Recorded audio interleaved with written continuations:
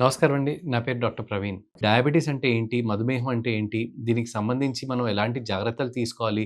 మనకి మనం ఎప్పుడు టెస్టింగ్ జేసుకోవాలి? ఆ తర్వాత మనకసలు రిస్క్ ఫ్యాక్టర్స్ ఏంటి? ఎటువంటి సింప్టమ్స్ ఉంటే మనకి మధుమేహం ఉంది? ఎటువంటి ప్రాబ్లమ్స్ తోటి మనం డాక్టర్ దగ్గరికి వెళ్ళాలి? వెళ్ళిన తర్వాత ఏ రకమైన టెస్టులు జేసుకుంటే మనకి సరిగ్గా డయాబెటిస్ ఉందని తెలుస్తుంది? ఎప్పుడు మనని ప్రీ డయాబెటిస్ అని పిలుస్తారు? మీరందరికీ తెలిసిందే ఇప్పుడు ఈ మధుమేహం అనేది సర్వసాధారణంగా చూస్తా ఉంటాం. చాలామందికి ఆల్మోస్ట్ మనం 40 ఏళ్ళకి, 50 ఏళ్ళకి షుగరొచ్చిందా లేదా అనేది మాట్లాడుకుంటా ఉంటారు. కానీ ఈ థీమ్ ప్రకారం మనం యాక్చువల్లీ తెలుసుకోవాల్సిన విషయం ఏంటంటే, చిన్న చిన్న పిల్లల దగ్గర నుంచి అంటే ఇప్పుడే పుట్టిన పిల్లల దగ్గర నుంచి 100 సంవత్సరాల కురువృద్ధుల వరకు ఎవరైనా సరే ఈ డయాబెటిస్ బారిన పడే అవకాశాలుంటాయన్నమాట. చిన్న పిల్లల్లో అంటే ఇప్పుడే పుట్టిన పిల్లల్లో 2 సంవత్సరాల కంటే తక్కువ వయసులో ఉన్న పిల్లల దగ్గర నుంచి వారికి బాల్యం 14 సంవత్సరాలు, 15 సంవత్సరాలు వచ్చే పిల్లలు గూడా దీని బారిన పడతా ఉంటారు. వీరికొచ్చే డయాబెటిస్‌ని ఎక్కువ వరకు మనం టైప్ 1 డయాబెటిస్ అని పిలుచుకుంటామనమాట. దీని అర్థం ఏంటంటే, ఈ పిల్లల్లో వీళ్ళందరికీ ఇన్సులిన్ ప్రొడ్యూస్ చేసే కణాలు ఏవైతే ఉంటాయో ఒంట్లో, వాటిని బీటా సెల్స్ అంటాం. ఈ ప్యాంక్రియాస్ గ్రంథిలో ఉంటాయనమాట. దీనికి ఎగెయిన్స్ట్‌గా కొన్ని ఆటో యాంటీబాడీస్ ఫార్మ్ అవుతాయి. దాని అర్థం ఏంటంటే, మన రోగనిరోధక శక్తే దీనికి వ్యతిరేకంగా పనిచేస్తుందనమాట. పనిచేసి ఈ కణాలని డెస్ట్రాయ్ చేయడము, లేదంటే ఇన్సులిన్‌ని పూర్తిగా డెస్ట్రాయ్ చేయడము ఇలా జరుగుతా ఉంటుంది. దీనివల్ల ఒంట్లో మనకి ఇన్సులిన్ ప్రొడక్షన్ అనేది తగ్గిపోతా ఉంటది. ఇన్సులిన్ ప్రొడక్షనే ఉండదసలు. ఇన్సులిన్ ప్రొడక్షన్ అనేది లేకపోయేసరికి వీరు బాగా విపరీతంగా సన్నగా ఉండడం, ఆ తర్వాత వీరు ఒక్కసారిగా హై షుగర్ బారిన పడడం, దానివల్ల వీరికి వాంతులవ్వడం, కడుపులో నొప్పి రావడం ఇలాంటివి జరిగే అవకాశాలుంటాయి. సో, చిన్న పిల్లల్లో ఎవరైనా సరే తలనొప్పొస్తుంది, విపరీతమైన వాంతులవుతున్నాయి, బాగా సన్నగా అయిపోతున్నారు అనుకున్నప్పుడు వీరినొక్కసారి షుగర్ టెస్టింగ్ ఒకసారి చేయించడంలో ఎటువంటి తప్పు లేదు.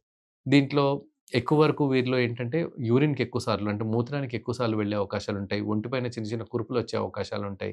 ఒక్కసారిగా షుగర్ పడిపోయి విపరీతంగా చెమటలొచ్చే అవకాశాలుంటాయి. ఇట్లా రకరకాలుంటాయి. వీరు చిన్నప్పుడే డయాబెటిక్ కీటో ఎసిడోసిస్ అనే ఒక దీంట్లో గూడా పడే అవకాశాలుంటాయి. అంటే దీని అర్థం ఏంటంటే వీరికి వాంతులు మొదలవ్వడం, కడుపులో నొప్పి రావడం, విపరీతంగా డీహైడ్రేట్ అయిపోవడం ఇలాంటివన్నీ చిన్న పిల్లల్లో జరిగే అవకాశాలుంటాయి. ఏ చిన్న పిల్లలో టైప్ 1 డయాబెటిస్ కనుక ఉంటే. సో, ఇలాంటి సింప్టమ్స్ లాంటివేమైనా కనిపిస్తున్నాయంటే దగ్గరలో ఉన్న ఫిజిషియన్‌ని గాని, పీడియాట్రిషియన్‌ని గాని కన్సల్ట్ చేస్తే వారు ఎటువంటి ప్రాబ్లమ్ ఉంది, టైప్ 1 డయాబెటిస్ ఉందా లేదా అని నిర్ధారిస్తారు. ఇదొకటే కాకుండా మనం 14, 15 సంవత్సరాలు దాటిన తర్వాత గూడా మనం రకరకాల డయాబెటిస్‌లో పలు రకాలనేవి ఇప్పుడు మనకు తెలిసినవన్నమాట. టైప్ 2 డయాబెటిస్ అంటాము.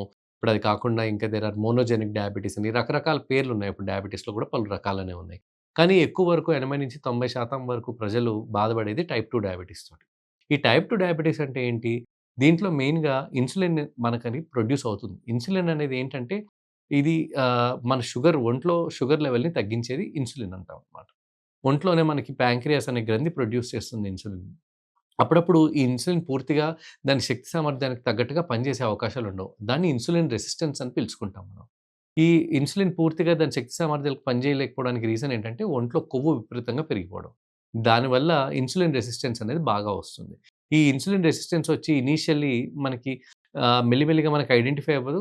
కాకపోతే ఆ తర్వాత మనకి ఎటువంటి సింప్టమ్స్ ఉంటాయంటే, ఎక్కువ వరకు వీరికి మూత్రం అనేది ఎక్కువగా రావడం, చాలా రావడం. ఆ తర్వాత అదొకటే కాకుండా ఒంటిపైన చిన్న చిన్న కురుపుల్లాగా రావడం, ఆ తర్వాత బరువు విపరీతంగా పెరిగిపోవడం, లేకపోతే బరువు బాగా తగ్గిపోవడం, ఇలాంటివన్నీ జరుగుతా ఉంటాయి. ఇలాంటి సైన్స్ అండ్ సింప్టమ్స్ ఏమన్నా ఉన్నాయి అనుకుంటే, ఒక్కసారి మనం వెళ్లి దగ్గరలో ఉన్న ఫిజిషియన్‌ని కన్సల్ట్ చేసి, కొన్ని రక్త పరీక్షలు చేయించుకుంటే, మనకి మధుమేహం అనేది ఉందా? లేదా? లేకపోతే దానికి అట్లాంటి వాటికి ఏమైనా దగ్గర పడుతున్నామా? అని మనం గుర్తించుకునే అవకాశాలుంటాయి.